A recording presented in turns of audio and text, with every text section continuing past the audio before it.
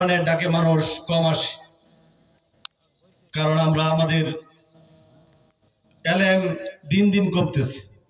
এই জন্য আজকে দুনিয়া ধ্বংসের দিকে যাবে, আমাদের এই সমাজ ধ্বংসের দিকে যাবে।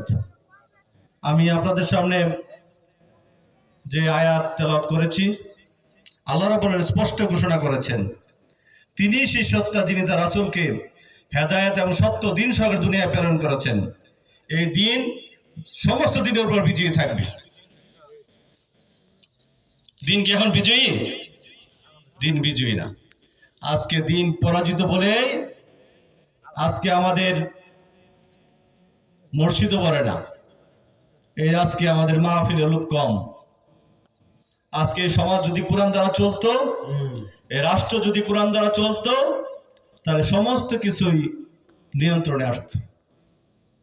এই জন্য আজকে দেখেন না, যুদ্ধ শুরু হয়েছে, যুদ্ধ কি বন্ধ হয়েছে? যুদ্ধ কিন্তু বন্ধ হয় নাই। দুনিয়া এখন ডিজিটাল ডিজিটাল হচ্ছে, বিভিন্ন ধরনের উন্নয়নমূলক কাজ হচ্ছে, কিন্তু মানুষ মারার যে কারিকুলাম এইগুলি আরো ডেভেলপ হচ্ছে।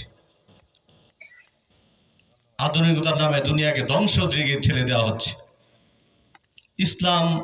ইসলামের পতাকা তলে যদি সবাই আসতো, সারা বিশ্বের মানুষ যদি এখানে আসতো, তাহলে কিন্তু আজকে দুনিয়া মানুষ মারার আয়োজন কোনো সময় হতে দিত। এজন্য আমাদেরকে সেই কোরআনের পথে আসতে হবে। আল্লাহ রাব্বুল আলামিন এই আল্লাহ রাসূলের মাধ্যমে এই মানুষের সামনে, দুনিয়ার মানুষের সামনে সত্যের সাক্ষ্য হিসেবে উপস্থাপন করেছেন একটা মানুষ জন্ম থেকে মৃত্যু পর্যন্ত কিভাবে কোরআন দ্বারা চলবে আল্লাহ রাসূল দেখায় গেছে। এটা আমাদের আদর্শ। আল্লাহ রাসূল আমাদের মহান পুরুষ, ওনাকে আসলে আদর্শ হিসেবে আমাদের অনুসরণ করতে হবে।